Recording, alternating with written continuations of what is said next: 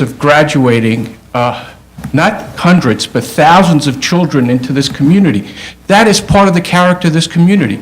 This school has been part of the character of this community for 40 years. These kids who have graduated have enriched the life of this community for the last 40 years. They've become the leaders of this community. They've built or planted probably more trees in the community than any other not-for-profit. And by the way, this is not a commercial project. You know, we're talking about why the foundation is driving this is a small not-for-profit where they raise money from the moms and pops. We have no corporate sponsorships.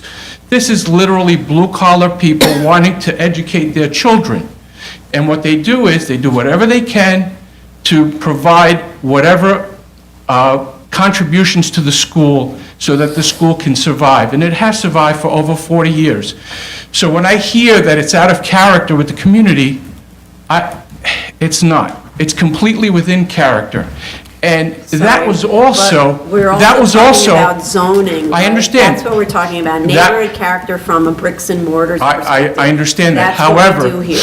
However, even the community board has overwhelmingly approved, because they know how important and critical this not-for-profit school is to the community. And I know, I chaired that community board for many years in the past, and no other district in the city has been so anti-development and so vigilant about maintaining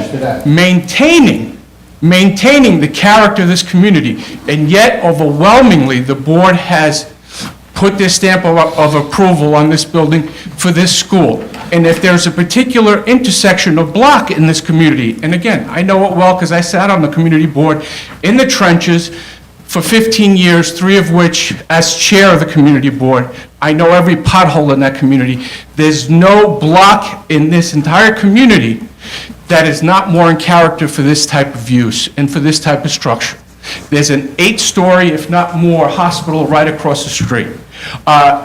So when we talk about worrying about the trees, I understand that, we get that. When we talk about the bulk is too large, we could tweak it here or there. But again, and of course, the foundation does in many ways force the type of building we'd like to build, because otherwise it becomes an impossibility. If we had the perfect world and we had a sponsor who said, I'll give you $1 million, we would remove the foundation tomorrow. So yes, we're trying to meet the needs of the board, but please, please keep that in mind that this school has contributed more to this community than any other not-for-profit in that regard. And therefore, we have contributed just as much as what we're asking for the community to be burdened with by this building. And I would ask that the board keep that in mind in their deliberations. Thank you. Thank you. Thank you. Okay. I want to help address some of the other questions you had about the office space, the reception, the lobby, and this vestibule in front. One of the things that we were asked to do from last time was to eliminate a floor. And we were told that if you put these 2 wings on the side of the building, in front of the building with stairs, that you would be able to eliminate a floor and reduce the bulk. This is what we did. This was the recommendation Right. of this board, and we did it. In doing that, we lost 2 classrooms, and the overall capacity of the school, the maximum capacity of the classrooms went down by approximately 40 kids. Except, to that point, that's what I didn't understand. The 3rd floor as an example, because it's the easiest, the configuration didn't change at all, and for some reason, the areas of the classrooms went down, and the capacity of the classrooms went down, even though they didn't change at all in size. So it's not really, let's say, fair to claim that there was a reduction in capacity when nothing changed on the design of that floor. No, the 3rd floor changed because the core came out. The core was removed, but the layouts of the classrooms are identical to what was before. and the room sizes did not change. Okay. So why did the size of the classrooms go down in area and their capacities significantly decrease? I believe there was some calculation errors in a couple of the So classrooms. then it's not fair to say However, the other yes. one had more capacity and this one Okay, has but less. we can say that the capacity has been reduced, and maybe my calculation of 48 children is off by a little bit, but we are actually now, correct me if I'm wrong, we were above FAR, above the, Below the. we've now, We reduced. Right, we good, so you So we- eliminated that waiver. so we lost, what, Right. about 1,000 square feet, or what was it? I don't remember, and we've eliminated that waiver. And this That's is good. what the board had asked us to do, take Yes. off a floor, Correct. put the wings of stairs, and we did exactly what Correct. we were asked to do. That was one of the things you were asked to do. Right, I think for okay. both, that was that was the Yeah. main thing we were asked to Right. do. So the And- next part of it is, though, we still have this, because how it's represented, it's only 3.5 feet higher than what's the maximum allowable. If that were true, if that were a true statement, then that's not much of an ask. But that's not a true statement, because you have the solar panels on the top, the effective height of the building Right. is actually Correct. much higher, and it requires a height waiver. Correct. In much further in excess of the 3.5. And I'll address that as well. One of the things that the community board asked us to do, because they spoke to that quite a bit, and this is when we had a 4.5-story building plus a fenced trellis above. And they said to us that, I think it might be a little too tall, what can you do? And so we sloped the bulkheads. One of the things we did is we sloped the bulkheads. Right. The other thing we did is we pushed the fence and the solar trellis back 6 feet. And we even drew a person standing on the sideway to show how you really couldn't see the higher portions. So we did a few things, and now we brought it down yet another floor from what the community board approved. So I think the bulk, okay, has come down substantially, and maybe a rendering will help visualize that. The other thing is that this fence, this 10-foot fence that's required for the playground, is there anyway, and what we're doing is we're putting this kind of open solar trellis right on top of that. So really, we're adding like 2 feet to a 10-foot fence that's required anyway, and bulkheads that are required anyway. More than 2 feet. So again, maybe a rendering will help with that, but I want to talk a little bit about the vestibule and the fact that we're bringing it Just, forward. by the way, show us the material for the play area fence and a cut sheet on what the solar panels are. I doubt they're 2 feet. I'm sorry, fence and? And- The height of the and material. No, and the information about the solar panels. So essentially, a panel cut is? sheet on the, Height. on the fencing that's going to be used, and a Fine. cut sheet on the solar panels Fair enough. with detailing. Fair enough. About the vestibule, the office, the reception, and the lobby. One problem we have when all our kids empty out at the end of the day is making sure that the children, for safety reasons, the children are watched by the teachers and made sure that each kid goes into the car that comes to pick them up that is their parent. We need some space. We need some space there for that teacher to have the kids, to be able to say, okay, you, and there needs to be some ability for these kids to say, that's my mom, that's my dad, okay? One of the things that this vestibule accomplishes, and I wish we could have an even bigger vestibule to do it even better, is allow for that buildup of children. The lobby at the top, because we have a 1.5-story glass vestibule, the lobby at the top, there are some kids that can be waiting there, looking out through the vestibule at the top. There's some kids that can be waiting on the steps, and there's some kids at the bottom of the landing and that vestibule area. Think about 100 kids emptying the school building at one specific time, and try to imagine getting rid of that front vestibule area and how that's going to impede upon the circulation and safety of those kids getting to those cars. So when I think about one continuous lobby where you don't have a flight of steps, I think, now there's a lobby. I think we addressed that with a financial issue, but we'll talk, Yeah, I wanted to get to that again about the financial, but that's I'm trying to explain why the I glass don't vestibule really is see important. the glass vestibule as a place where you can have people stand because they have swinging doors there. That's not actually a place where Well, you if you keep bring kids. if you bring the glass door back, you have even less space, because now you have the doors opening up, right, and you have even less space. So it creates this glass wall where people can look outside and stockpile, and yet it's still not enough. I wish, like I said, we had more. Well, Now, what the if it was office, only the vestibule and not the office? I'm sorry? What if it was only the vestibule and no office? So the office, I was going to get to the Right. office now. Essential. It's absolutely essential. How can I not have an office for principal? Absolutely essential. Well, Where's the what do you need a principal? Why do you need a office reception? for? Sorry? What's the? Right, you've got ahead. a You're combined, question. combined square footage of, 350 It's just like, square that's feet. ridiculous. So big question in my mind is that, again, utilization during the week, that you would have what is the size of what a classroom is. If you needed the classroom, I would say, make the classroom there. But that you have a lot of space for what essentially is probably, maybe 4 people at best? Right. That you're going to have there for a couple of hours during the day. How big is the reception area got to be for your operation? Not that big. It has to be that big. I'll I'll you address haven't that. made that case Yeah. yet, right? So in my mind, what I see is to really combine that office and reception area, shorten up the 163 square foot office, bring that back into the space a bit. Maybe even if you need a bigger vestibule and you can make the case for a bigger vestibule, maybe a portion of that office space becomes vestibule and you get, you use the 194 square feet to be office and reception.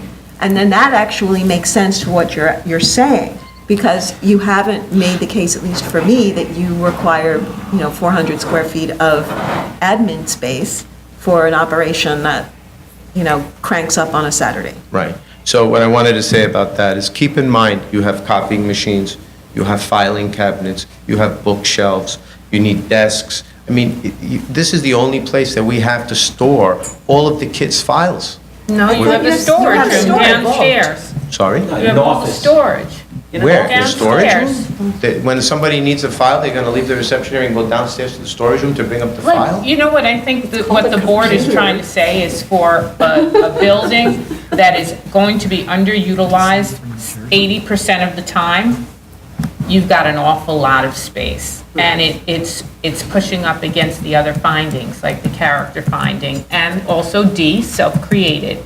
And so I think that while everybody here is trying to get you to focus in on different areas where you can cut down this building, I think that the point that you should be getting is that this building needs to be cut down, or else you need to somehow justify all this space in a way that's very documented, and you have not done that yet. And so that's why you're getting a lot of pushback for the past hour. The message is document your space needs in a very standardized way, or cut the building down. It's that simple. I almost feel like you're asking me to show the filing cabinets and to show No, desks. and- it starts at your school population. What is your population currently? Your projection, back up your projection. Well, we have all that. How do you get to 275 in 5 years and then 350? What's the history of your growth up till this point, and then you use that history of your growth and you project forward. It's difficult to It's- use where we've been in a compromise. Right, but We'll support I it, mean, but This is but what there's you part of it need is- to do. Then you need to look at your building and show why what you have as of right is not adequate to contain all of those people. And part of it has to do with looking at standard space needs for students and then applying that to your building. And you're not doing that because the chair has just brought up that between iteration 1 and iteration 2, your class size stayed the same, yet your capacity went down. So clearly, you're not applying your standards. Two classes were. No, your capacity per room. I believe it should be 20 square feet per We'll student. You correct are that. not at 20 square feet per It's 30 square student. feet for daycare. But this is only, you only have 2 daycare Yeah, you only have 2 rooms classes. at that Everything on the class. upper floor should be 20 square foot a student, and it I isn't. believe it's 25, if I'm not mistaken. I believe we've seen 20. 20. We've seen 20 in every other application. And So- you've done this before, you have done this for us before. Well, You know the I have to level of say, I detail guess, that we look what for. hasn't been discussed at all, and I don't know that we're not going to discuss it, is that, because a lot of energy was spent on discussing the context of programmatic needs and school deference, and whether or not this is a school. And so we've spent an hour talking about the building bulk here, and an important part of what was my last submission involved the discussion as to that this is a school that's entitled to deference based on some unique conditions at the site and based on the programmatic needs of the So property. let's just stay right there. We're focusing on the unique physical condition as the A finding, because you really don't want to get into the other conversation that you're beginning. So unique physical condition is the A finding, and the programmatic needs that are your B finding. And we're stuck on the programmatic needs that are your B finding because we see the utilization of the building is limited.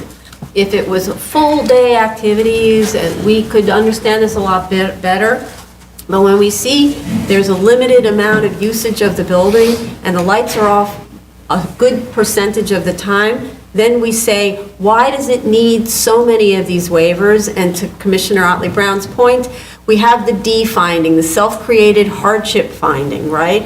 The self-created hardship is the decision on your part to retain the foundations, which none of the other applications that we see do when they tear down buildings that are on their own sites, right? The school decides it needs to tear the building down to build a new school. They don't hamper themselves with the existing foundations.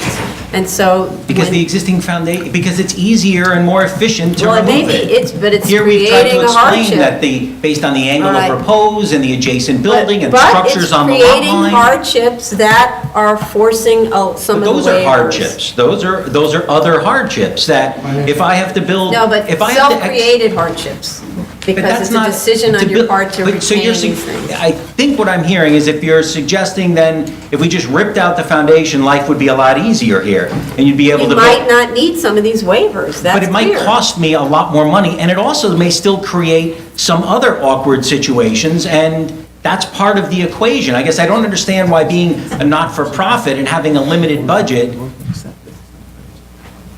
It can, right, but, yeah. Okay. So I'm not sure how So- to resolve. So, all right, so the way I- that it, so let's just say, because I think we're speaking over and over again about the same things. We have a problem with the waiver for the front yard incursion because we can't justify the office in that location. There are other places to put the office on the first floor. You know, we talk a lot about side yard, adding side yard waivers. There's a place to put the office in the side yard. That the front, imposing on the front yard for an office doesn't make sense. For a small vestibule, it makes sense. We have a problem with the height still because it's driven not by a programmatic need. And so, which is always, when we get height, we have a programmatic need that drives it. We have gyms that need to have 27-foot high ceilings. We have auditoriums that need to have. I understand. You know, but we Could I- if don't I could have a suggest- programmatic need here. If I on could this. suggest, if we pulled back that trellis space, so that, in fact, when you look at the site plan, and obviously I have to discuss this with the applicant, but you see on sheet P1, you see 1, 2, 3, 4, about 8 rows of these, what are tilted solar panels. If 3 or 4 of them, if the first 3 or 4 came out. I'm not an does energy that- expert. I don't know at what point it's like no point in having solar Right, panels, that's right? exactly what And I'm saying. I want to say that I Okay. recently went to a site where an architect I know who was an expert on solar energy took a look at this huge array and he said, that doesn't do anything. Yeah, I'm not Because sure. an array has to be big, really big. Looked at this, you mean? He looked at this? No, looked at an array on the top of the building and said, that's having no effect on their energy consumption. Right? So I don't know. I see enough small, about- I see small, this is not, I don't know So anything is about this that going to building. operate the entire building, or is it going to operate just the elevator and the what's- common? what's I it believe the for? capacity is 21 kilowatts, and one of the points of doing this was to create an all-electric building, which is more efficient building and more, we're trying to reach LEED Platinum, which is the highest level you could get at. And, I mean, it's very great if you difficult can to- achieve it. What I'm trying to understand is that will these panels really provide all the necessary electricity that No. you need to operate the building? No. So what is it going to serve? A percentage. What What percentage? percentage? It reduces.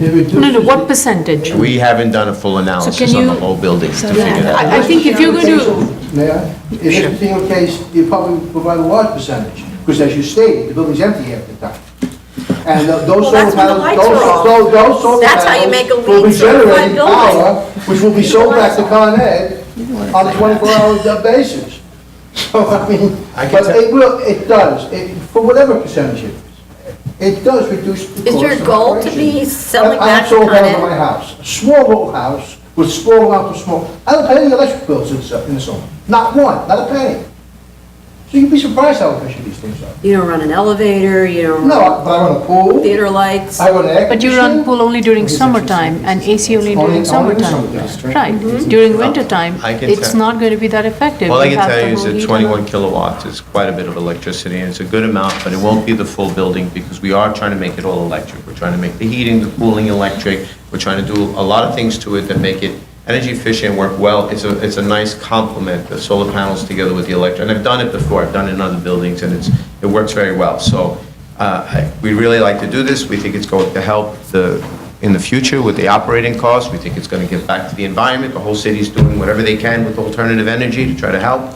Mayor's behind it, everybody's behind it. We think it's a Well, you valuable have a thing. trade-off between the amount of space for your play roof and the amount of solar panels you want to put at, say, a 4-foot height, and the amount of solar panels you want to put on a trellis. And that has to follow the zoning. That isn't gonna get it. So you give up some of our playground. Well, you have to follow the zoning. You can have, you can have the whole roof if the panels are not more than 4 feet in height. So- Then you have no play roof. And If you want to put them Then in... we wouldn't be here. We're That's looking why for we're some here. I mean, we know reference. you have to comply with zoning. Well, we didn't ask us If we for- could comply with zoning, we would happily not be here. I'm sure. The other thing I want to remind everybody, 92nd Street is one of the widest streets I have ever seen. And typically, whenever zoning is created in the city, they look at that. They say, well, if you're a wide street, we allow you to build higher because there's less. I mean, this is a very wide street. It's Right. huge. It's one of, I think it's the largest street in Bay We're Ridge. driven by the programmatic needs analysis. That's what we keep getting at, right? And it's nice that you want to have solar panels on the roof, but you're asking for a height waiver. And the height waiver is to accommodate your solar panels.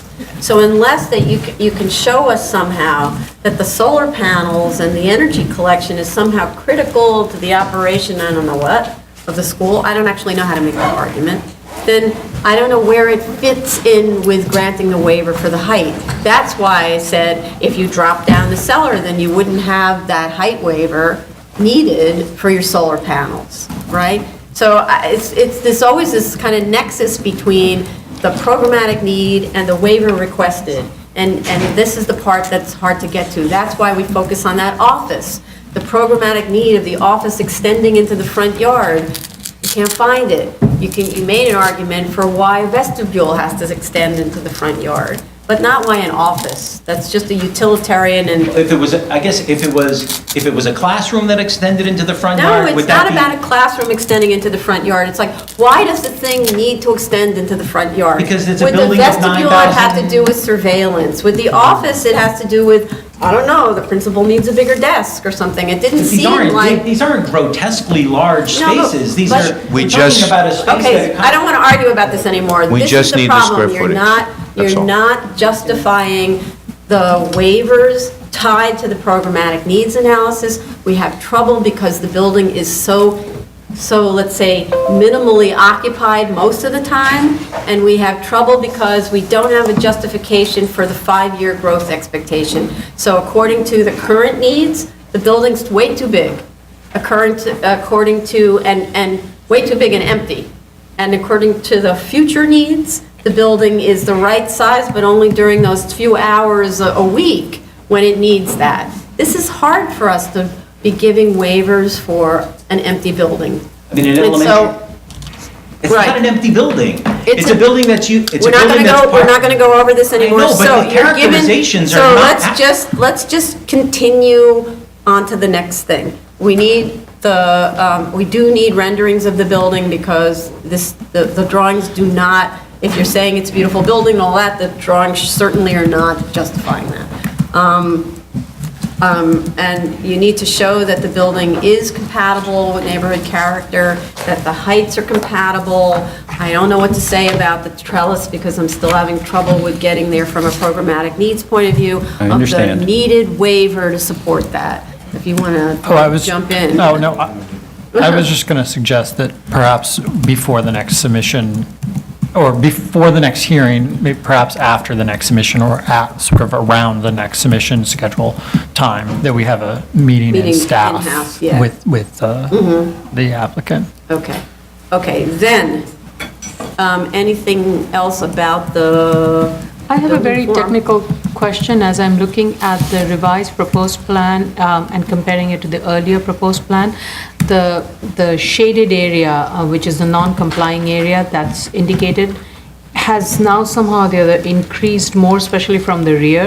And I just, as I'm comparing that, so for example, if I'm looking at second floor. I'm looking at second floor. So the second floor, if I compare the second floor waiver area, non-complying area, now that extends beyond the corridor and into the portions of classroom 1 and library, whereas under the original proposed, it was just limited to the, not even the corridor, it was before the corridor. So I just don't know why there is a difference, and are there additional waivers that are causing this? So I don't have the old one in front of me. I have the new one, which you're saying extends farther over the So corridor. the old one just stopped at the corridor. So it Right, only but included maybe- the but they're only classrooms. 20 It only they're only included the 20 feet. classroom, it didn't Probably include. incorrect, because Right. it's the Shallow 30-foot portion. rear yard. Yeah. What happened, they disallowed, there's that section of law that allows you to reduce the required rear yard based on the fact that the lot is a shallow lot. I don't know the section of law, but that's. Yeah. Right. Right. Anyhow, It's a 20-foot rear yard on the shallow lot anyhow, side. we've had a one-story portion of this building already approved, and they disallowed that waiver because this lot didn't exist prior to 1961. Oh, it did not exist? No, No. what happened is the city took this lot, I think. It was changed, No, they changed, changed the front, I thought. They but the widened size of the shape became, So it didn't exist in its present form Oh. prior to, so they disallowed that waiver. It's so it's not a pre-61 lot. it is a So pre-60, not in this form, it's not a, lot number, whatever we are, existed, it just existed in a slightly different form. It was a Wait. deeper lot, not Was through it any, a deeper lot as a result of the street widening? Yes. Used? That's different. That's exactly. Yeah, and it was They rezoned took more recently. a substantial amount of the front of this building, of this lot. Okay. No it action wasn't was that under- the lot was subdivided. no, and I've submitted materials Right. that show the historical Right, map that's change of. why I was confused No, by this, no. okay. They took that as being not being. DOB didn't look at that as pre-61 even though the city widened. Okay, so that's what. So you're saying that's instead. So there's actually a 30-foot rear yard requirement in the shallow portion of the lot because it didn't exist in this form I see. prior to 1961. Yeah, okay, that's why. So that it was- may not have, maybe we showed it inaccurately on the first First shaded one, version. Okay. Okay, thank you for that clarification. So, okay, so then we had, the other kinds of questions we had was, I need you to go back and listen to the video from yesterday, just to go through all the comments, so that you're going to respond to them. But also, we had questions at the last hearing about improving the uniqueness study, which I would like you to Right. listen to We at the can- last hearing. Yes. So you don't have to go into that detail anymore. Also, with the programmatic needs analysis, if there are adult programs that haven't been included, please include those. That might help us understand better about this building. Right. Then, for the UPK classrooms, their capacity has to be shown on the drawings for the UPK use. And if those rooms double function, then show the capacity for the second function. Then show the height, the actual heights on the drawings need to be shown to the top of the bulkheads, because there are different bulkheads, and to the top of the trellis, which wasn't shown on the drawings. We also need, like I said, cut sheets on the fencing and the solar panels. We need a note added to the drawings that says the building is going to be fully sprinklered. Right. We need axonometrics and rendering of the building so we can understand it better. The IFAS material has to be addressed in modified material. Then, in terms of things that we still have problems with, the vault is obviously a problem for us because of what's happening with the street trees. Right. So, you were Is it- supposed to show a well, is it- refrigerated trash storage area? If I could just address just maybe one or two of these things. So with respect to the tree, is it the point that is it the loss of the existing tree? Or is it possible that if we find that we're able to plant in the remaining portion of the sidewalk, that could satisfy the street tree requirement? Yeah. I mean, it may be that even an as-of-right building would result in the loss of Yeah, that tree. I yeah. mean, let's, yeah. But the installation of new street trees would be in the neighborhood character finding, would contribute. Right. So in other words, you have to, the vault would have to accommodate. I understand. What Department of Parks requires as a street tree. It's a zoning requirement. Right, and a zoning requirement, yeah. Yeah. Zoning and parks, because the caliper is determined by parks. Yeah, correct? yeah. Okay. And then you were supposed to show a refrigerated trash storage area in the cellar, which wasn't shown because there's food prep that goes on and. I guess with respect to that, I guess we would ask that it is a fairly small kitchen, not a kitchen all that different from what you would find in So an... how is trash handled? Oh, we Sorry. we can provide a garbage disposal, because it's a minor use. We can provide a garbage disposal, we can provide a domestic compactor in this kitchen, and we could arrange for more frequent trash. No, but where does the trash go?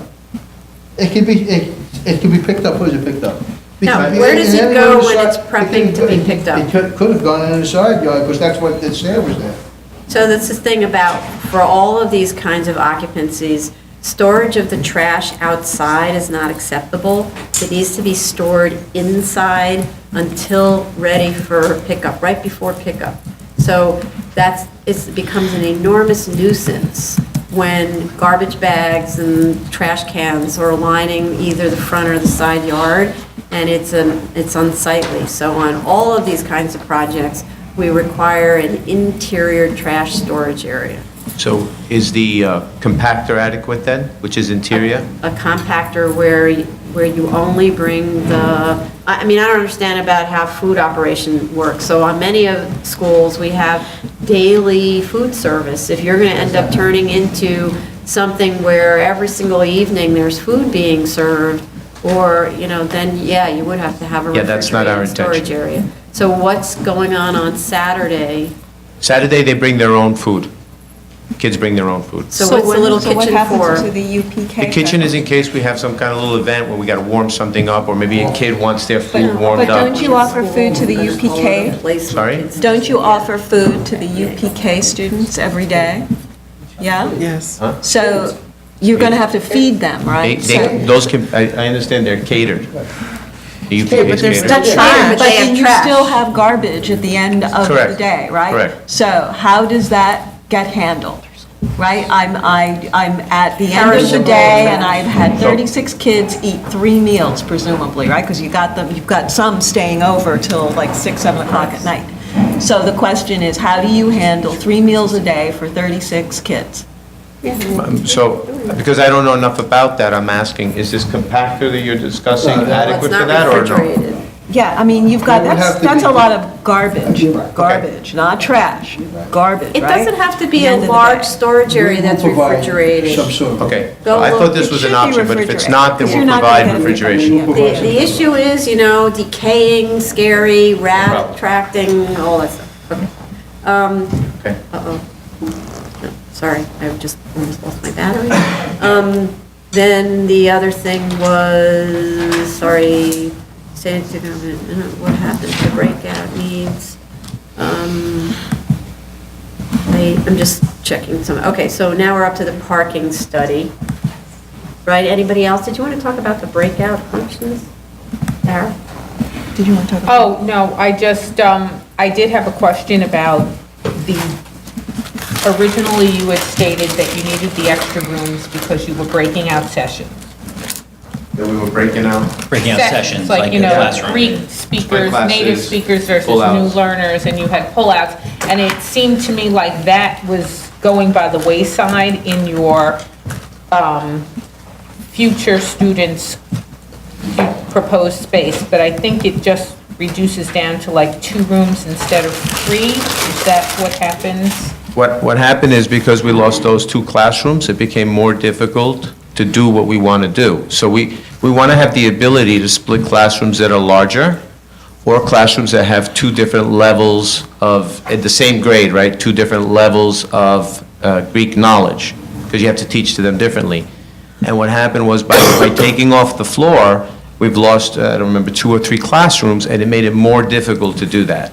So this is where we start getting, we start feeling the pinch of losing that square footage. And so we're doing the best that we can with the space that we had, that you've asked us to reduce to make it work. Ideally, as I had said the first time, classrooms should be around 20-person capacity, okay? And we would love to have 1 for each, 2 for each grade to be able to do that split. But, you know, we can't do that. We don't have the square footage. And now we have some classrooms that are as small as 8-person capacity or 9-person capacity. So I think where you're going to is these removable walls, right? And I think it's becoming very difficult to do something like that. I only wanted clarification that the program will stay the same. It's just that you're then lacking space. And then We're the lacking other space. clarification I just wanted was, split means the same as pull-out? Pull out is when you pull 1 or 2 kids out. Split is when you have 2 different grades or 2 different classes, 2 different classes because of a difference in level or a capacity issue. So what happens to the pull-out?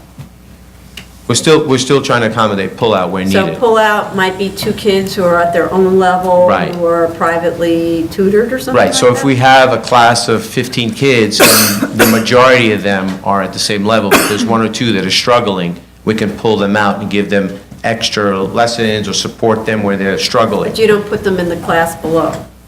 We'll put them in some smaller, we have some 8-person classroom or 9-person No, but if it's just 2 kids, you would put them in alone with a teacher? Yes. And those 2 kids? Yes. As opposed to put them in the class right behind the level that they were in? No, demote them. In the same I don't No, know. no, we don't demote, Demote sounds no. bad, it's simply that. We you- don't put them at a lower you know, grade because what happens, we might do that with a few kids, 1 grade and only 1 grade, but some of the levels are very, very different. So you can't take a 14-year-old kid and stick him in a class with a 7-year-old, Right. because they don't want to go to school, you know what I mean? So that's counterproductive. But you could put them in the library or in the Right, so- cafeteria. Yeah, the library will be some place that we'll try to use, the cafeteria will be a place that we'll try Yeah. to use, but we don't have the use of the cafeteria all the time, we don't have the use of the library all the time, because other things happen during that time. The library, we're going to be using as a conference room, we're going to be using it as a library, we're going to be using it to, we're trying to get as much use out of all the rooms as possible, to try to find a way to make the building with this limited size work for us. Okay. And then split, what does it mean when I see pre-K split in parentheses from 3:30 to 5:30?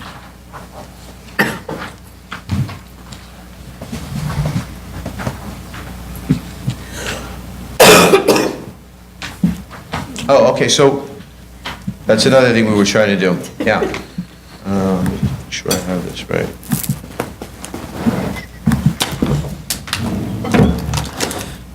E11. So split is when the class is too large, but at the same level.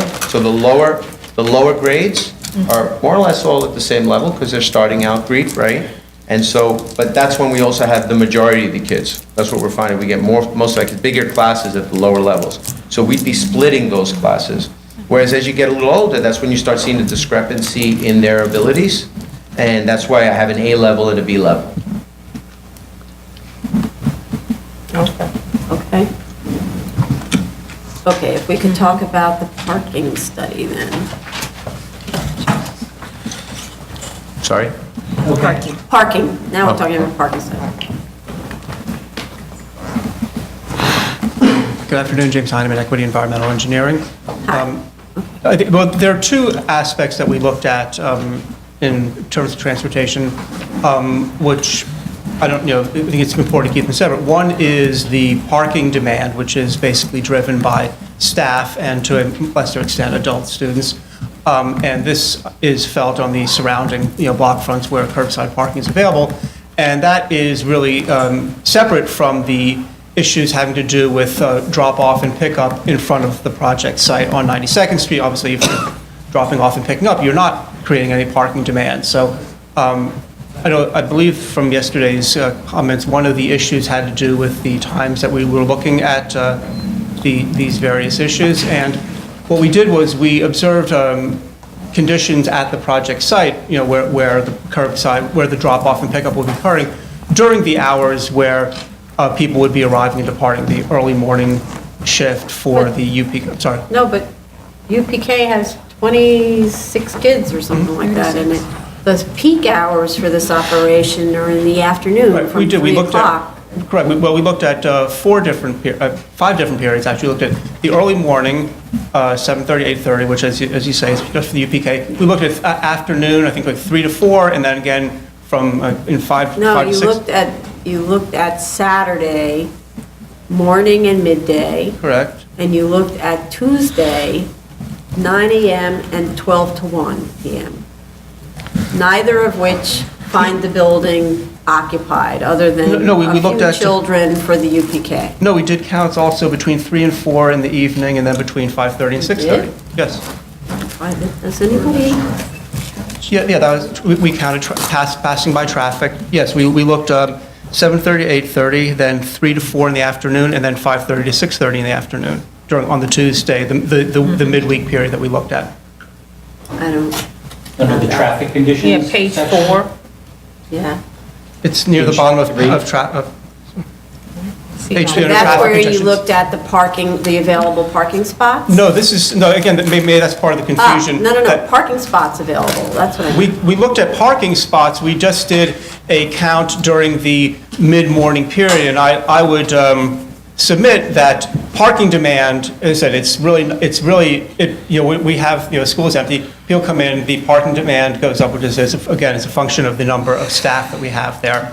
And I would represent that the parking survey that we did, which was a mid-morning period, is representative of parking conditions during the day, because by mid-morning, people who have left for the day have left. People who have arrived for the day because they work there, they teach, or they work at one of the hospitals or nursing homes, what have you, they are already there. I mean, we could certainly go out and do an additional parking survey later in the afternoon. Well, let's stop right there. So people come home from school, people come home from work during the hours that this institution is its busiest. The institution has classes from 3 to, that start at 3:30, so arrival is at 3. That's simultaneous with parents driving around, picking up their kids, coming back home, parking their cars. And then there's another shift where those classes get out, and another class starts at 6:30, I think. And so that's classic time when you're coming home from work and you're parking. So how in the world could those hours be reflected in you looking at the parking space availabilities at 9 to 10 a.m. and 12 to 1 p.m.? How in the world? Well, the the after-school programs, they don't extend well into the evening. Yeah, they do. 3 to 3:30, 5:30 to 6:30. I mean, they start at 3 to 3:30 and they go till 5:30, and another group starts at 5:30 or something at 6. Well, it's not another group. I mean, it's a much, All right, it's a so, much lower. well, I can't speak for whether it's another group. It's another activity. There's a different title for what it is. So maybe the first group goes to Greek classes and the second group goes to history classes or whatever they were called, right? We don't know. Well, but you do know. I mean, No, I don't know. It's listed in my statement of facts under the program, and there aren't children, there are maybe some adult classes that, again, with respect to that, the school doesn't have, they want to develop an adult program, they have a very Well, these limited- weren't adult classes. These were described as Band and holidays and theater. and- yeah, right. So maybe you have some kids who aren't taking the language classes, and they are taking band and holiday and theater, or they took their language class on Tuesday, and now on Thursday, they're taking band and holiday and theater, because that would be insane to be taking language classes every single day of the week. You really want some band and holiday and theater, right? So parents are dropping those kids off and picking for the band, holiday, theater, and picking up the other kids who finished with their hour and a half or 2-hour language lesson. I'm sorry, I don't want to have a big discussion about this, but the times that you looked at for the evening, afternoon, or let's say late afternoon to evening of available You want parking parking evaluated spaces for late in the are day. wrong, Okay, right? well, Okay. I mean, just now Simple. you were discussing, again, the drop-off and pickups, which we did look at the conditions in front of the No, school. we're If you talking want- about not drop-offs and pickups, we're talking about available parking spaces. That was what you did on that chart. So that's a useless chart when you look at Tuesday from 9 AM till 10 and 12 to 1. We need a chart that's actually relevant for the times when people would be parking to attend the classes that start at 3:30, I think, right? And the other group, then they leave, or they stay, maybe they stay. And then the other group that comes at 5:30 for the 6 o'clock That's not a program. parking issue. I guess we were It trying is to... a parking It is a issue. parking issue. Because you can't say that every single person that gets dropped off doesn't stay. You That's how- can't say For the most that. part, that is not how the school operates now. The school operates where the vast majority, if not all of the people, drop off. I mean, in fact, we have Where photographs do they from... go after they drop off? I don't, they go. They go. They go. don't stay. They There's go. nothing to It's- stay. It's a parent in a car who lives a Couldn't leave, 30-minute not done drive away from the location. They live in Staten Island, for example. They live in Astoria, for example. And they're not going to drive home, that's not even 30 minutes. And they're not going to drive home to come back an hour later to pick up their kid. They're going to stay in the neighborhood, they're going to park the car and go for a coffee, or park the car and hang out in the the car. neighborhood, in the car, on their phone. Like my mom. Right. I mean, we all got dropped off I for get- music lessons and We all all that did stuff. that. I wanna address that. Mom sat in the car for an hour and a half. That's just what she did. I want to address that. Okay. We don't the have same- many families coming from faraway places. The majority of our families come from the Bay Ridge, Dyker Heights area. And that is why we want to be in Bay Ridge. That's why it's so important for us to be in Bay Ridge. So the commute to drop off your kid is anywhere from 5 minutes to 10 minutes. That's all it is. And their house is then 5 to 10 minutes away. So if they want to go home and deal with their other kid, or drop off their other kid somewhere else, or go do some shopping on 86th Street, or go hang out at a friend's house, or just, we all know a lot of them are cooking for their families, they want to go back and finish cooking. I can tell you for a fact, I don't know how to prove it to you, you tell me and I will, but I can tell you that the majority, if not 95%, the majority of the parents do not park. They drop off, they leave, they come back, they pick up. That's a fact that I would love to prove to you, you just tell me how and I'll do We it. have other schools or we have schools where they apply for a parking waiver, okay? And in order to get the parking waiver, which is a special permit, they have to show that everyone is within walking distance. If you want to, so that therefore they sort of plot on a map all of the people who go to attend the institution. If you wanted to establish to us that 90% of your enrollment is people who are located within, Elementary schools don't have a parking requirement, though. Schools don't... Right, No, the no, chair, houses of yeah, worship, chair is okay. speaking of the House of Worship Sorry, House parking of waiver. Worship. That's a... Nor is that being required here. No. no, what I'm saying is you're making a statement that everyone's 5 minutes away.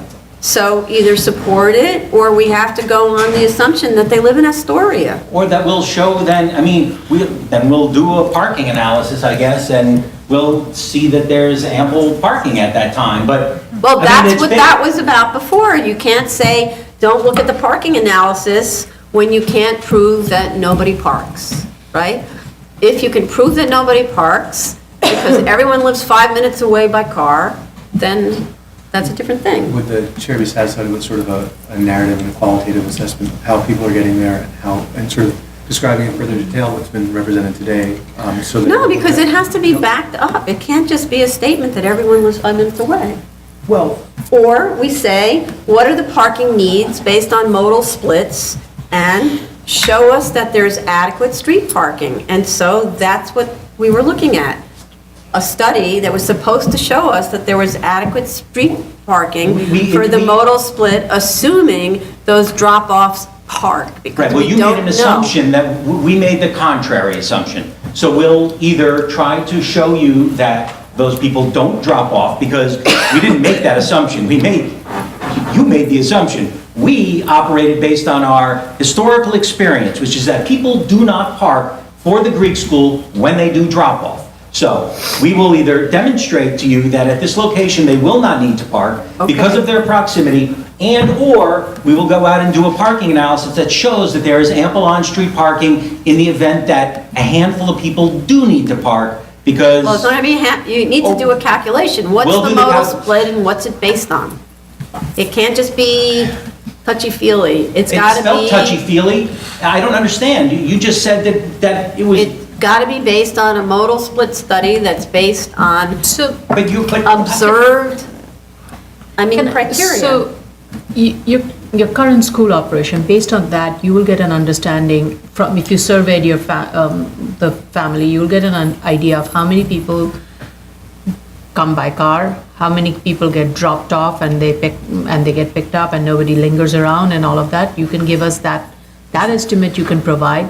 From that, figure out what the modal I think split. we've done that, but it's not the modal split. I don't think it's very It's not the clear. modal split It is issue. the It's modal you're saying that it's the vehicle. Can I just, sorry, all I'm saying, using that, whatever the remaining amount of parents or family that is going to wait, use that to determine whether you have the capacity for the parking in that neighborhood, that's all. I think that's kind of what we mean by the modal. We're operating based on our experience, which is obviously not satisfactory. No, because which is we're that not none of the- supporting you with It's anything. not very clear. sorry, It was not very clear. I think we're looking for documents. If you can provide, again, if you can show us a map, or you can, if you conduct a survey or something that tells you, this is how the modal splits are, this is how people come, this is the journey to your school, and this is how it is, and you provide that as an information, as your backup data, and then you do your analysis, I think that's a good start. So if I pull out the addresses, the home addresses of all the families, and show them on a map of where we are located, That's fine. little You circles. don't have to give us their addresses. You don't have to No, I'm not gonna give the Just addresses, show but us I'm the gonna show dots. dots. Dots. I'm gonna show dots on a map, and I'm gonna show radius with a 10-minute drive or 15-minute drive, and correct.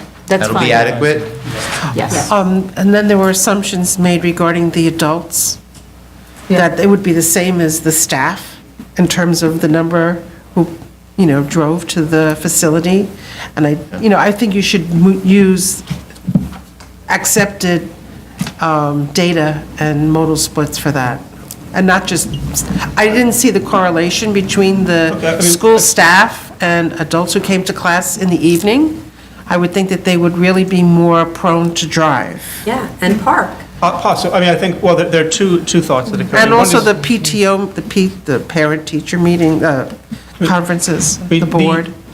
Usually, in the absence of, of course, in this case, we do have the existing facility, which is in the same general neighborhood. Obviously, we can survey the staff and that we have there now about that. The other commonly accepted data source would be the journey to work data gathered by the U.S. Census for the census tract. Obviously, we can provide that as well as either a check or an alternative basis for assumptions about the staff. Now, the adult learners, to the extent this is a new program we'd be developing, it's a little bit harder because we don't actually have. There's no data for something like You that? don't have. Well, I mean, this is really something that would be newly coming. I mean, we can. Can you model it on something that, Yeah. I mean, typically what we would use, as I said, for Adult evening programs, they're all over the city. and I'm assuming your adult evening program is mostly going to be catered to those who live in the area, or it would be, No, but it'd how be you- more, if it's for Greek classes, it's people who are interested in learning Greek, Right. right? That could be from anywhere. Yeah. In my German class, I have a Greek classics specialist. and the teachers that will be teaching these courses, do they live in the area? Where are they coming from? I mean, that also is part of your journey to work. Sure. Okay, again, so we do have teachers at the existing facility, and we can provide data based on their current practices. I said the other alternative would be a more generalized identification of how people who work in this area travel to work, and that would be the census data. If I'm not mistaken, if I'm wrong, what we've done is we interviewed the teachers that are on staff now to determine who drives, who walks, who carpools, and we took that percentage and we applied it to our future staffing needs. Was that adequate? Yeah. And you also That's applied it based to on the an adult. actual study, right? I think that's the Yeah. best, I mean, better than Right, going to a that's what- census, it's more specific to us. Right. So I think Yes. we've accomplished that. So if you could, that's the whole point, to do that with the school population, the people who attend the classes, that would then be more credible than just And when you say people who attend the classes, you're talking about, Adults. the Adults. adults. Yeah, the The adults will adults come- and also the parents who take the kids, right? right, so the adults that are going to come are probably going to have a similar schedule, a similar percentage, so you want us to take that similar ratio and apply it to the quantity of adults? No, that didn't make sense to me. No. Sorry? What? Well, it's a different No, I population. think we would use the map with the dots, if you will, concept to establish the localness. Yeah. But I guess that doesn't address That doesn't the address- modal split necessarily. For the modal How split, people will that work? Well, how people will. Well, For the modal split right now, I think what Spiro indicated was that we use what the actual transportation of the teachers and extrapolated that to a future teacher population. yes. And also to That's the fine. adult classes. But I don't know if. There should be better data for that. Yeah, Yeah, there should be continuing ed programs that you can use. for This that. is something that we could also about, discuss at a staff level meeting. I think that's probably more Obviously, appropriate. there are, Jonathan continuing said ed no adult ed section. programs all over the city. The problem is that they're all over the city, may have very different transportation context than this. Find something that's in a similar type of neighborhood where cars are used. I just want to touch back to something that was said earlier about doing a study from 6 to 8 for the theater, band, and holidays. I just want to point out that the children that are going to be in the class before that will be the ones that are going to be, so there's not going to be extra drop-offs. I don't know if that was relevant. No, it is relevant, but, so, We'll you mean explain. every single student who takes Greek on Tuesday, say, goes on Thursday, takes Greek again, and then goes to the holiday drama, whatever? I Right. wouldn't do it. I So would say, for- I'm okay with Greek on Tuesday, but not on Thursday, I'm going to the holiday class. Right? So, if I were a kid. So I'm just wondering, isn't it up to the interest of the kid that says, I'd really... When they're classes. Correct, so they might get picked up, but there won't be new kids being dropped off, because it's intended for the kids that were in the class before to stay a little later and take their, Oh, so you couldn't holiday enroll in- practices or whatever. You couldn't enroll in the holiday class or whatever it is separately? I don't see that happening, no. It's the kids that are in the program that are now Part two. practicing for the holidays, because the holiday's coming up and we do a small presentation or something like that. So it's extra time, because we don't want to take it away from class instructional time. It's extra time that they put in to prepare for these holidays or theater classes or So whatever. explain that, and then that should affect Mr. Heinemann's analysis. Okay. All right. Okay, any other questions on these various millions of things? Okay. Are there speakers on this? Yep, there are speakers. Please come. Thank you for your patience. Madam Chair, members of the board, before I give my... Come to the mic, we can't hear you until you're at the mic. Madam Chair, members of the board, before I give my Can you written... give your name before My you written give your... statement. My name is Lawrence Tom. I live directly across the street from the proposed site, and I'm in opposition. I'd like to thank the board for their very hard work, and I'd like to apologize for, ahead of schedule for my verbal statement. It will seem very last week compared to how quickly the proceedings have moved. This So was- why don't you update as you speak to make it seem very this week? I'll do it quickly. It's 3 minutes. It has some pertinent points that have been touched upon, and I promise if I come again, I will try to be more pertinent. I did reference a tax map detail from the Department of Finance. Does the board require a handout to follow? I mean, it's, no? No. Okay, Tax okay, maps so I'll just in their get to application. the business at hand then.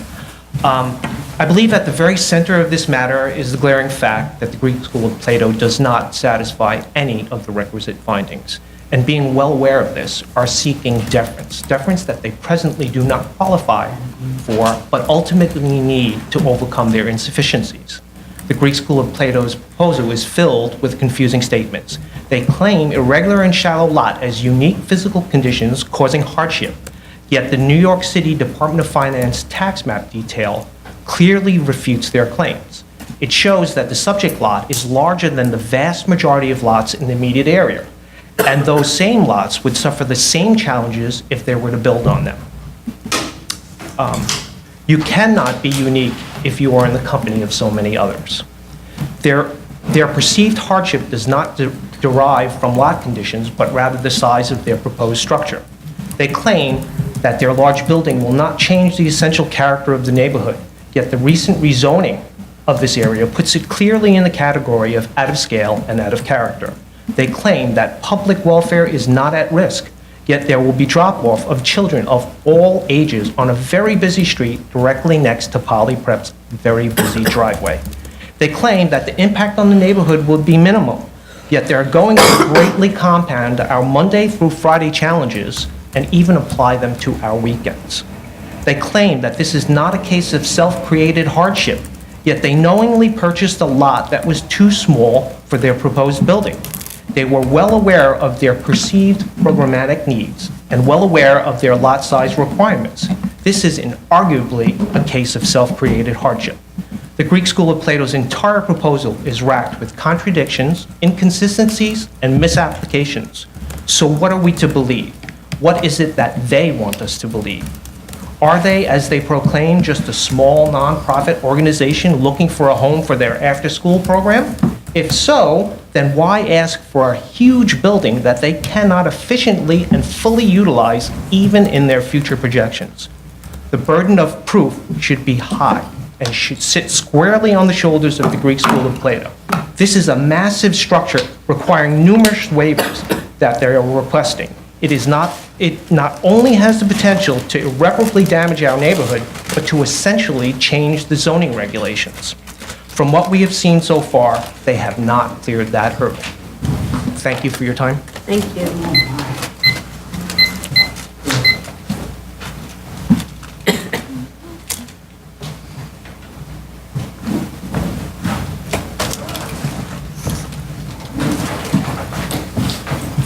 My name is Andrew Ferguson. I live at 157 Battery Avenue.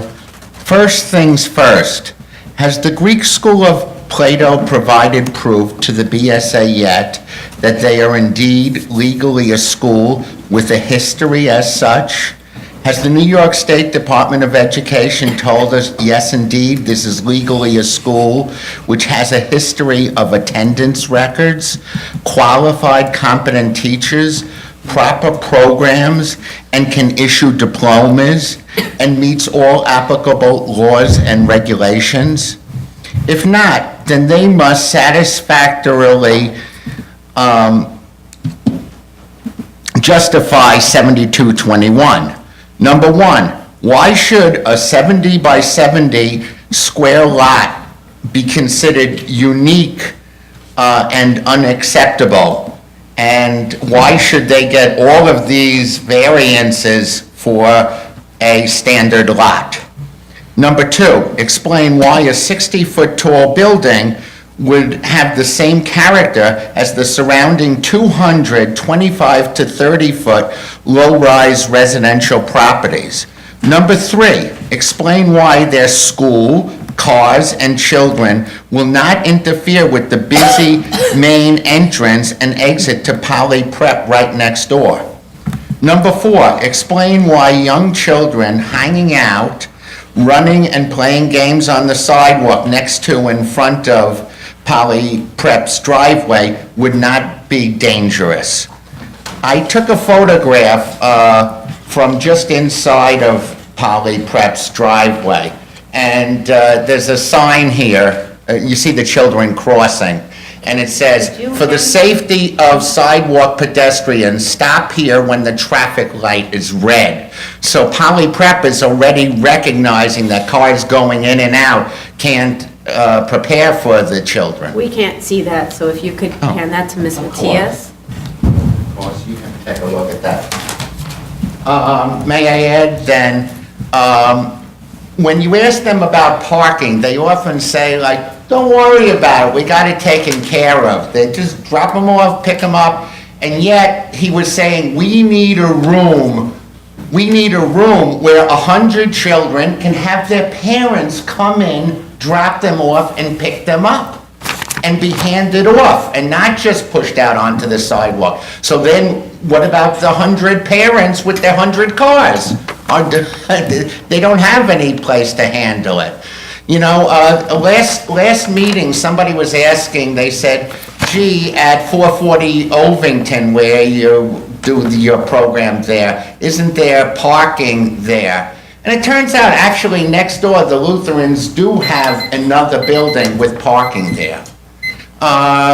One more thing, quickly. They said in their application that they prepare students for the New York State Board of Regents exam in Greek. This doesn't exist now. So, you know, I don't think they're really being truthful. Thank you.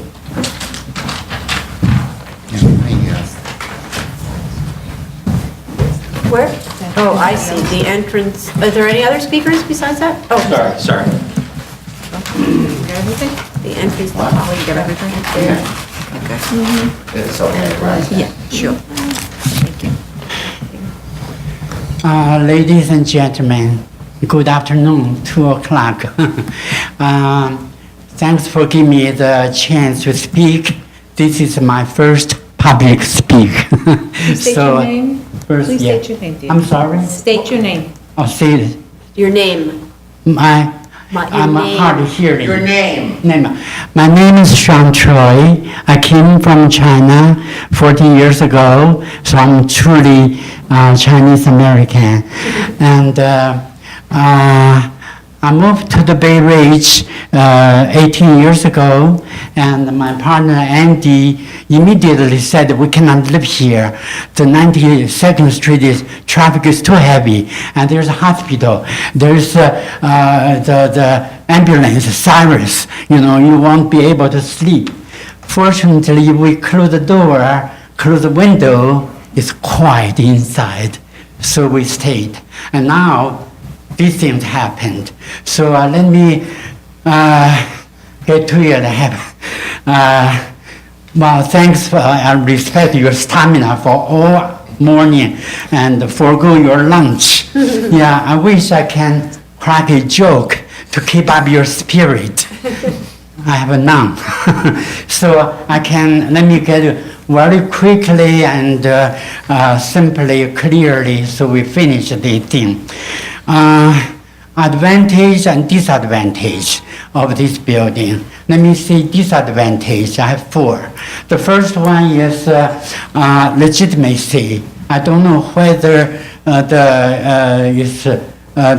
the school is registered, licensed in New York City Education Department, New York City Department of Health, and I heard that non-public school, and they checked, received email, they could not find the name. Secondly, premise. The 92nd Street is thoroughfare. The exit entrance from Staten Island, Verrazano Bridge to the East Bay Ridge. It's every day is so jammed. As you mentioned, you know, during the rush hour, all the traffic is impossible.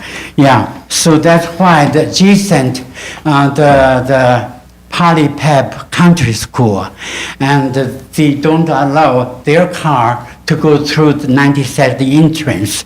Their bus is through the 7th Avenue. And third, safety. And during the on and off school hours, there are no parking places at all and jammed.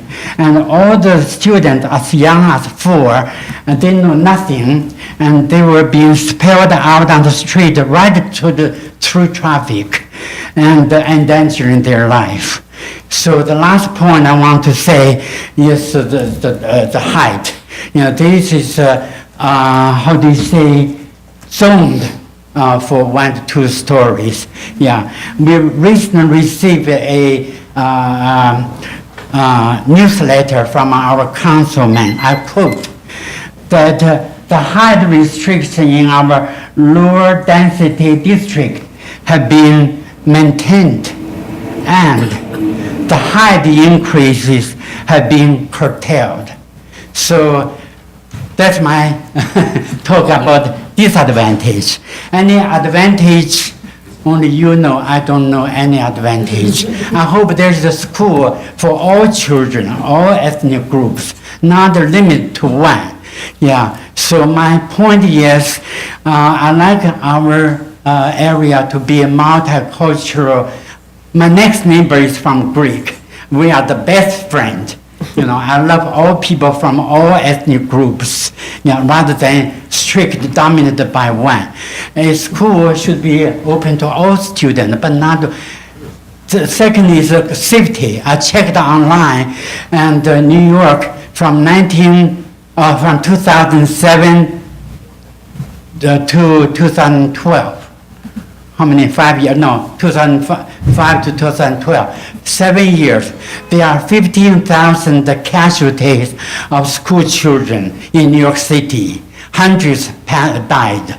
Yeah, so if any death or severe injury, it touch on our conscience, our heart, our guilt. And I thank you very much. How many minutes I have? You're done. Huh? You're done. I'm done. Yes. Okay. Well, if you allow me. Thank you. I retired from the Brooklyn VA Hospital 30 years. So I set up a charity foundation to support Beijing Opera. Have you ever seen Beijing Opera? If you don't mind, I just a few seconds. No, we can't. Please sit down, appreciate your testimony. No, not allowed. You can get online. Yeah, thank Stop you. talking and sit down. She can hear you. Thank you. Thank you very much. Bye-bye. Thank you. Wow. So sweet. Thank you. Thank you. You're welcome. Hi, everyone. My name's Leonie Garbus. I live in Bay Ridge, but I'm also on the board of directors for the Greek school, and I'm an alum of the Greek school. I just wanted to, I didn't plan on speaking, but when I heard that we were lying because the Greek regions don't exist anymore, first it shocked me because I took them, and I do know that right now they're teaching for the Greek regions. So I did a little quick Google search.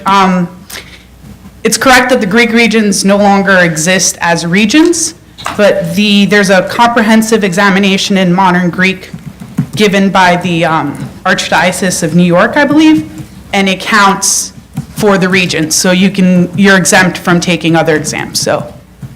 Just because I was looking this up too, to try to understand, well, maybe it doesn't matter. Okay, whatever, never mind. Okay. That was it. I just Thank wanted you. to clarify. Thank you. We done? Any other speakers? Okay.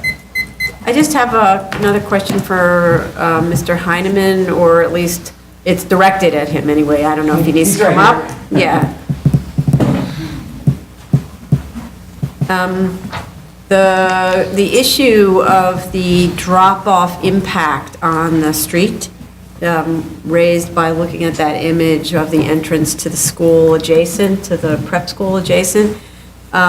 So if 80% of the students are being dropped off, and the peak time for drop-off is actually Saturday, not so much even the weekday, but let's just say there is a certain number of students, whatever the number is for the evening program, and then there's the majority of the students during whatever those peak times are, which your client knows the details of, on Saturday, the impact of lots and lots of cars coming to drop off, and I know that there's discussion already with DOT about having a drop-off zone for, in front of the building, but still, like, how many cars come, what's the waiting time, what's the backup impact, does it have an impact on the intersection, you know, what other kinds of things are going on during those peak hours of drop-off operation,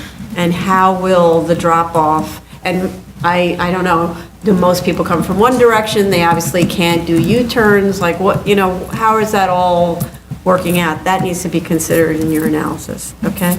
Okay, we will provide that. We did do the counts during all this period.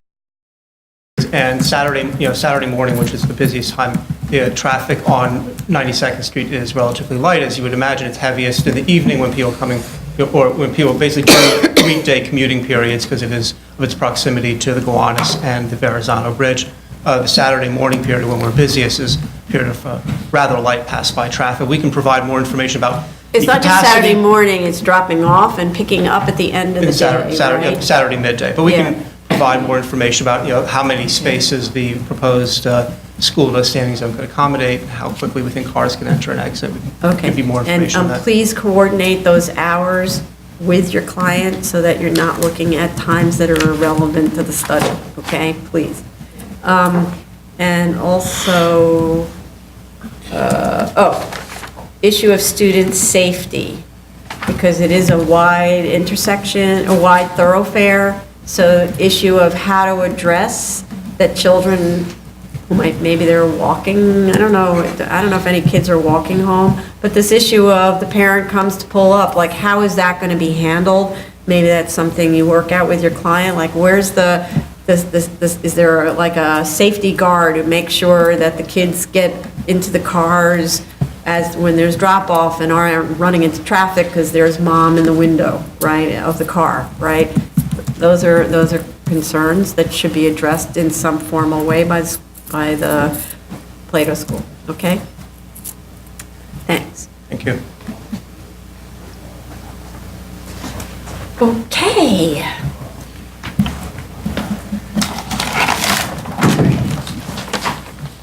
So you have your work cut out for you. It would seem that to be the Rather case. than going through all of the details, that's what the video's for. I understand, and I have copious notes, so. Okay, don't just rely on your copious notes. I will please watch rely also yesterday's, on the video yes. and on yesterday's video, because the idea of missing something because your notes weren't good enough would be annoying and a shame, okay?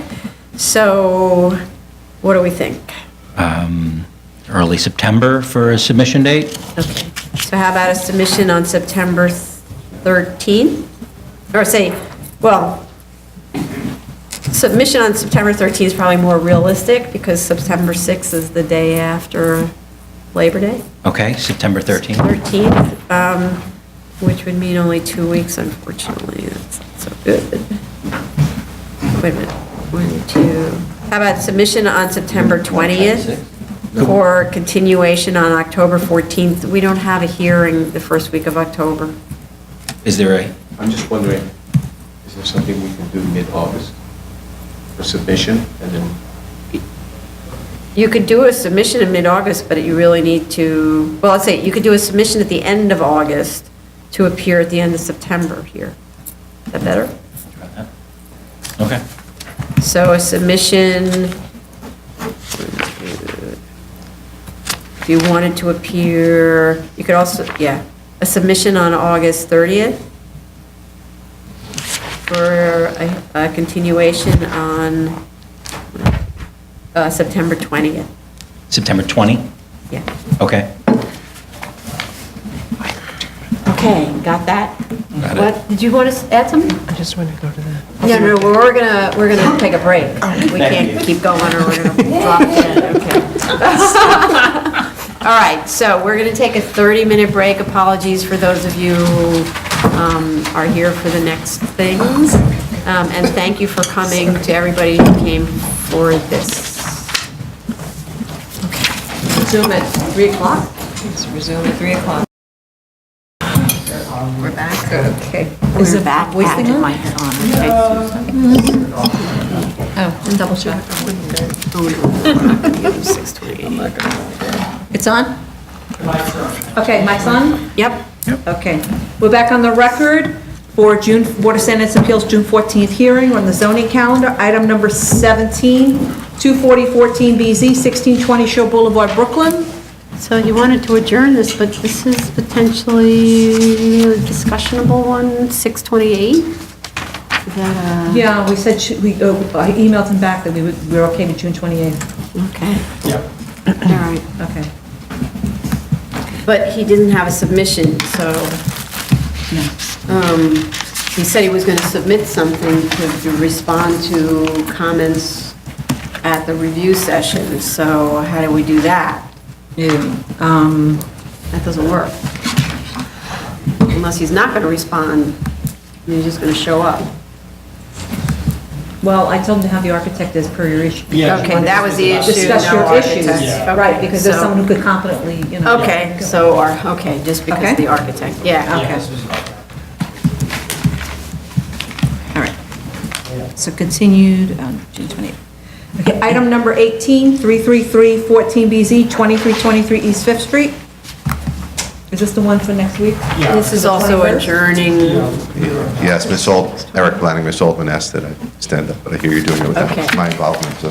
but this is just to adjourn till. For a week, she asked, Week? yes. Yeah, just next week. And we already have the submission. And I already saved the spot. Okay. Oh, it was included in your Yeah. count, okay. Okay. Item number 19, 3415BZ, 2316 Ocean Parkway, Brooklyn. Hello, Eric Blatnick. Sorry. There you go.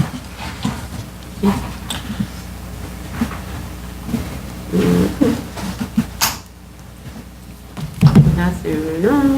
Handups? Not mentioned.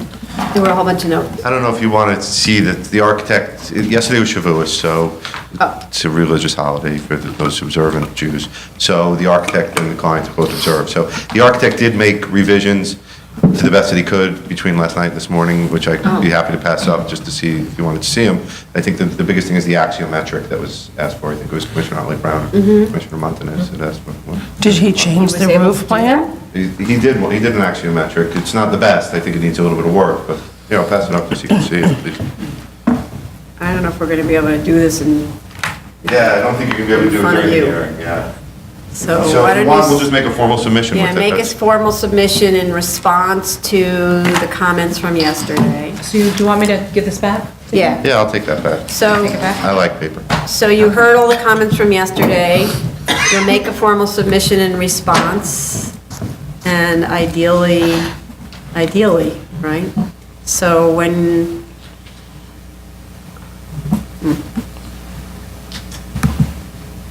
I didn't know my plan. Well, we did the revisions already, so we could really submit very quickly. Okay. Just fix them up a little bit neater. I did, so you could submit next week? Yeah, for that's the- not a problem. And you removed the bump out? No, we heard yesterday to keep the bump out with a note, subject to approval by DOB. Yeah, it's Oh, DOB okay. that, because it's not, they're not proposing to extend the bump out for any purpose. Right. So it's Just just for DOB to verification. decide whether it's a little Thank you, money. that's very generous of you to give us that opportunity there, we appreciate it, thank you. Okay, so...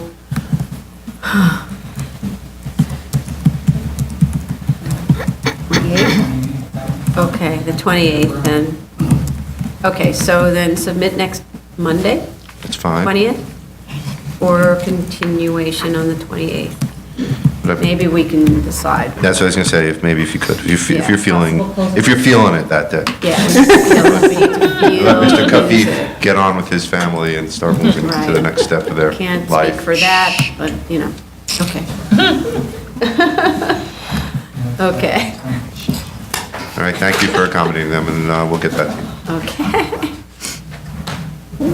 Possible closing votes. Next. Now we're on the 1 o'clock. Yeah, new cases. Item number 1, 13915BZ, 10-2400 54th Street, Queens. He has to go and his hat. Hi, Eric Palatnik. The project architect is here with us as well, Manny Kamanis, as well as the operator of the facility, Mr. Sophocles. Mr. Sophocles, excuse me, I call him Mr. Sophocles. Yeah, no, you're better off not bringing that up. Just talk about your gym, okay? Just talk about your gym. Named after a namesake's competitor. Yes. So you saw, and I apologize, I didn't realize that my staff did not submit to the board our communications that went back and forth with the community board for the past 3 or 4 months. But we have been working very closely with Community Board 7, who ultimately voted to approve the application with conditions. Their concern was parking, which it's a legalization, it's in use right now. There really is no parking problem. Saf, police is here, the operator, and he could tell you himself, that things are working perfectly there. But the community board has asked for there to be a valet service, which we have agreed to, and we will give this all to you in writing. But the idea of the valet is that there'll be 2 attendants on duty, and they'll be there from Monday through Saturdays, from 9 to 11 a.m. in the morning, which is a peak period for the gym. And you put I think the community board also asked for signs to that effect? Yeah, they asked for signs, which we're going to give to you, which we've already had made up, which we're going to give you photographs of the signs that were done already. We'll give you everything that was spoken about with the community board. What did you say, the hours, Monday to Saturday, what? 9 a.m. to 11 in the morning and 6 to 9 in the evening. So 9 to 11, Monday through Saturday, and 6 to 11, Monday through Saturday. 6 to 11 or 6 to 9? No, 6 to 9, I apologize. I juxtaposed the terms. But we'll give it to all, I see you're all feverishly writing. We'll also give it to you in writing, so that way you don't have to take so many notes. The board also had a few more questions about the parking. The building was built as an enlargement to a previously existing catering hall, which is a pre-61 building. So the parking for the entire property, which is reflected on the certificate of occupancy for the building right now, is 26 parking spaces. That was done pursuant to the enlargement of the building, which was by about 7,000 and change square feet. And a 1 per 300 parking calculation is where it came up with the 26 parking spaces. The C of O that you submitted to us, though, shows 32 parking spaces based on 9,223 square feet. Is there another one? That was a temporary, the final C of O. If you just introduce yourself. Yeah, you have to say your name. Emmanuel Cambanis. The final C of O that was issued prior to us taking the space states 26 spaces. So you have a later C of O than this one? Yes, there's a final C of O. Because this one's dated March 2015. Let me check 1 second. Okay.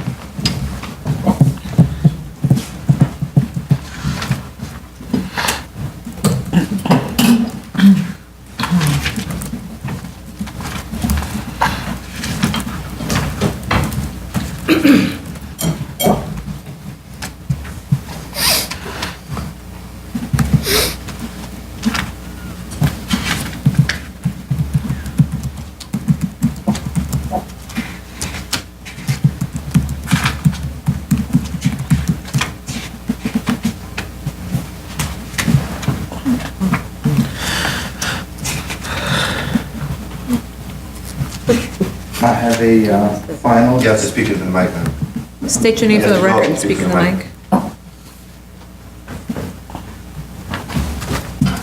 And I have a hard copy too. Yeah, I have a final C of O in front of me that's dated February 25th, 2015. Oh, that's the same. Well, we have a temporary C of O dated March 31st, 2015, which shows 32 parking spaces. It says 26. It expired March 26 is Right, okay. is So what is now probably- on the final. Oh, all right, so you have the final. Sorry. So could you just submit that one to Yes, us instead? absolutely, Sure. yes. Business 14, 2014. All right. Yeah. You wanna? Okay. Okay.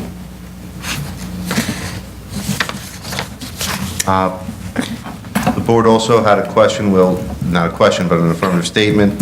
We made a mistake in our paperwork. We didn't clarify quite clearly at all that it's a split zoning district. The small sliver of the back is located within an R31 zoning district, and I think we also referenced an R2A district. So we'll fix that up and clarify all of that, so that it references a split district and the correct district. Split district and the fact that that little piece is treated as if it's in. The R in majority the of C. lot. Right. Right.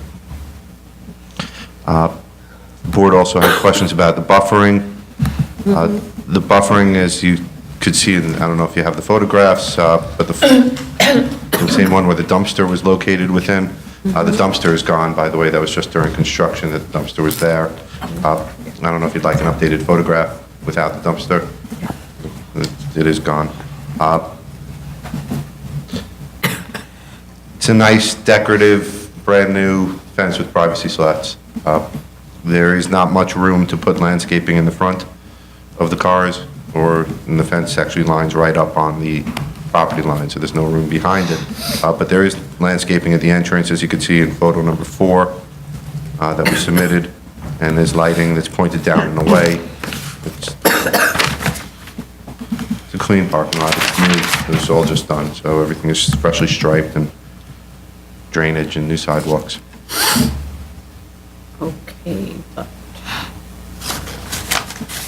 so with respect to the parking lot and adjacency to residential uses, you don't have any buffering at all along the parking lot? Well, there's just the fence, Just the fence? just the fence.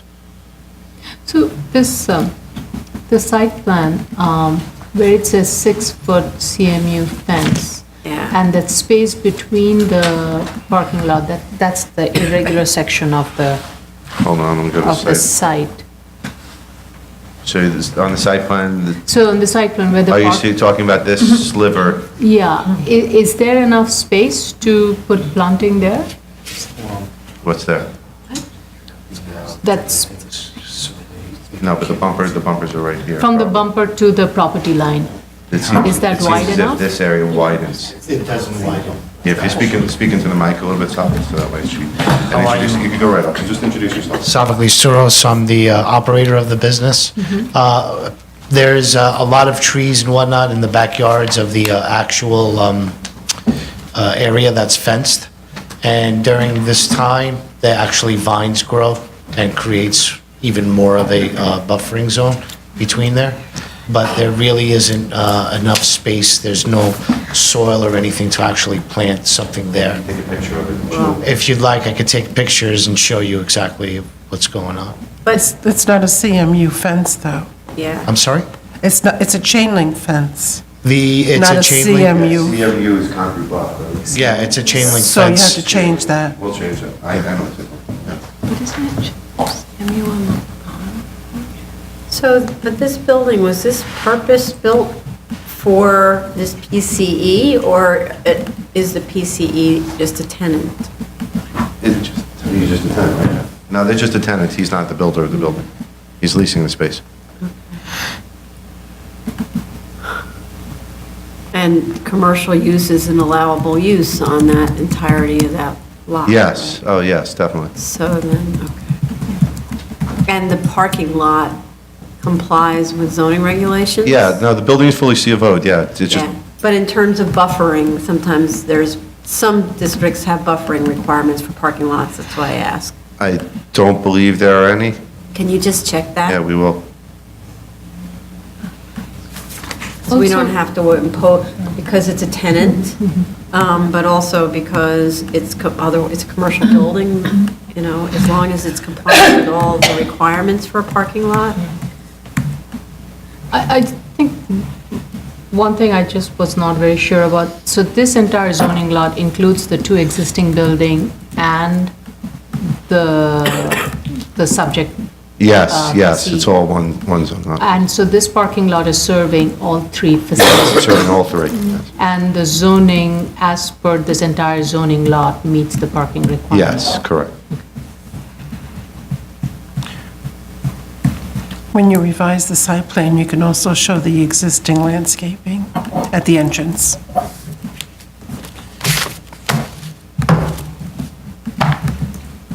And I think you have a tree inside at the rear.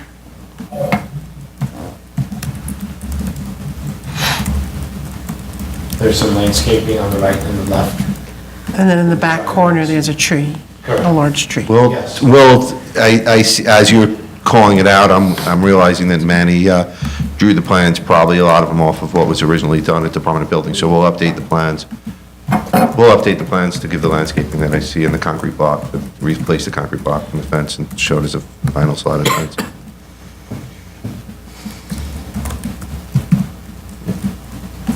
We'll get it to him in a handout. It's a cool device.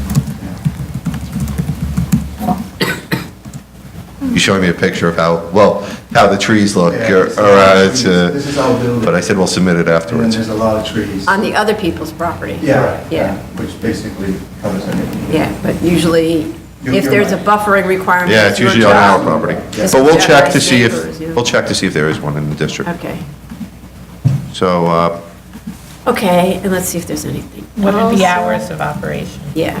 the hours of operation we'll give to you also in our next submission, but it's Monday through Friday, 4:30 a.m. through midnight, for those who are industrious enough to wake up and work out. It's just Mondays through Friday? Monday through Friday, 4:30 to midnight. 4:30. 4:30 in the morning? 4:30, this is College Point, people. People wake up early in College Point and go to work. Early bird, They're early birds, they are hard-working people. catching worm and stuff. Police. And then you have Okay. different hours on Saturday and Sunday. right? On Saturday and Sunday, yeah, we sleep a little later, 7 to 10. Well, it's the weekend, it's the Sabbath. One of the 2 days is a Sabbath for somebody, you know. Okay. You gotta enjoy it, it's a gym, you know, it's. Are there any speakers on this? No. Oh, the configuration of the tax lots, it's just a really odd tax lot configuration. What? We weren't there, we didn't do it. Okay, just. We but it inherited, is- we're leasing it as it is. It is one zoning lot, though, to Yes, be sure. yes. Okay. All right, I think if you make those corrections, we're good, right? I don't think we have any other issues, so we can close this. Thank you. So for a motion to close? Chair Promoter? Aye. Vice Chair Hinkson? Aye. Commissioner Montanez? Aye. Commissioner Otley Brown? Aye. Commissioner Chanda? Aye. And then, so you need to provide us with that stuff? Yeah, I have a list of 8 items I'll go through really quickly if it helps the board at all. No, but I have the items we just discussed, and Yeah. no, you don't- most of them are rather minor changes, Yeah. so we can get that to you as whatever schedule satisfies the board. Okay. I don't want to overdo it on these days. Do we have a day for just a vote, though? But we're going to have to look at the submission? 30 minutes? Oh, okay. June 28th then, for decision. Oh, thank you, and we'll get that in, the materials into you, I guess, next week, the 21st. Of June? This week. Okay. Good. There's, Good. All right. it's the 12th and the 19th. Oh, I see, okay. So submit then, Monday of next week, for the June 28th. Can you do that? Yeah, what day, Monday is then the 20th, right? 20th, Yes. just to keep it early in the week so it doesn't end up showing up Yeah. on Friday for us. Yeah, I know, it gets hectic when everything comes in the last minute. Yeah, okay. Item number 2, 20415 BZ, 9800 10th Avenue, Manhattan.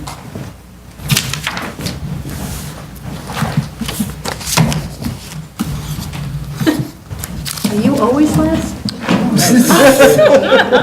Sometimes Jay is, but Jay's not here Who sets today. the agenda?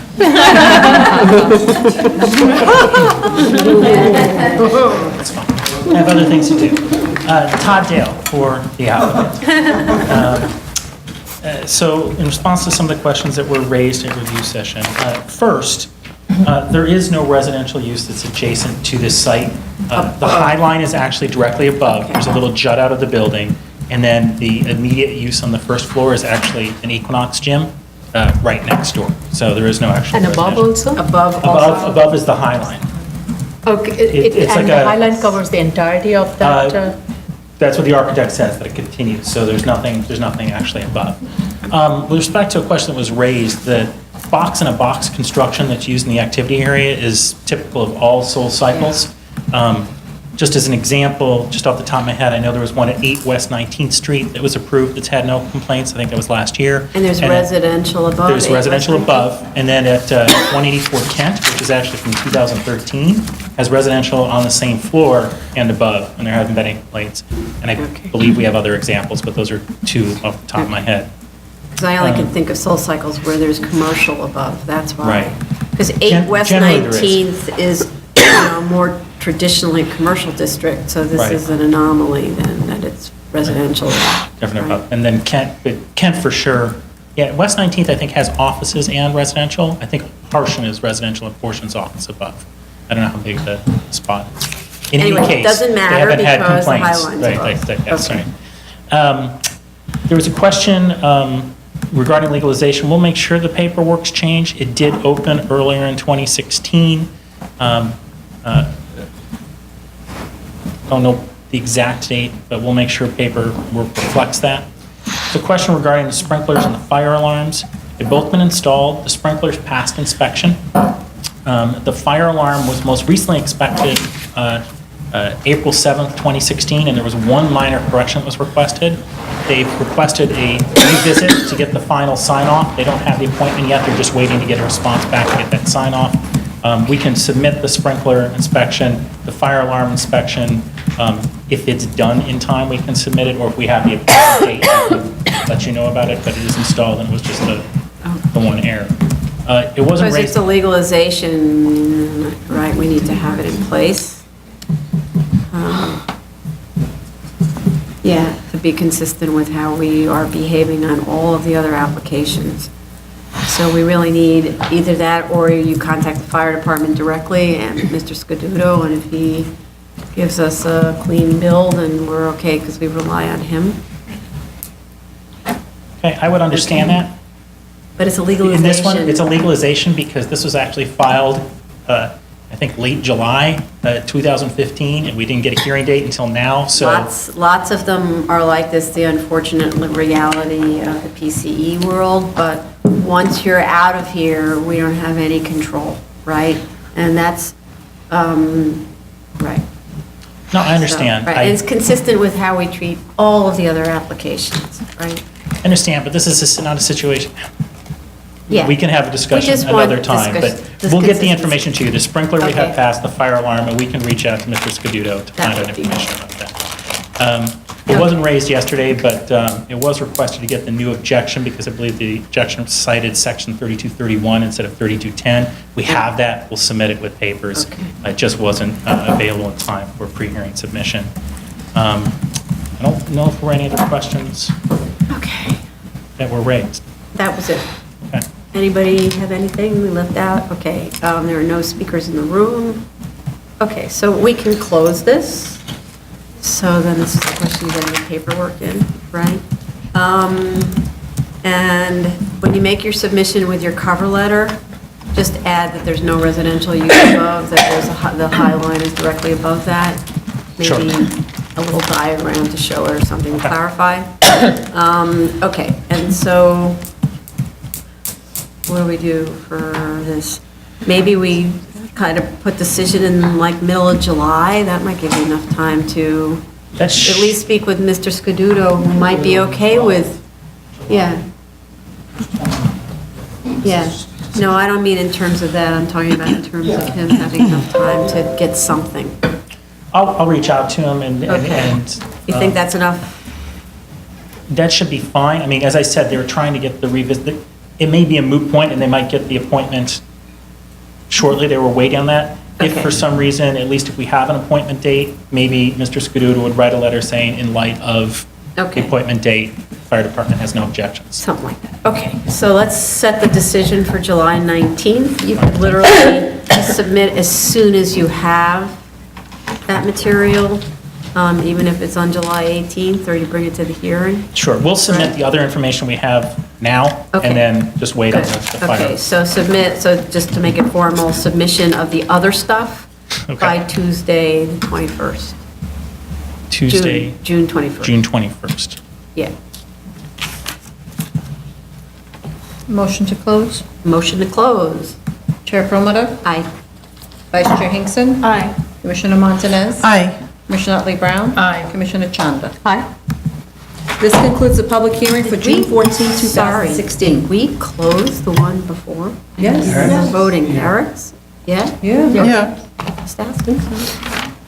You checked? We did? Yeah. Okay, there was a vote? Okay, good. We voted for it. What happened? Sorry. You blacked out? I blacked out. Cameras are slow. Is that incriminating? I did it already. Yeah, that's what she That's does my job. all I'm the looking time.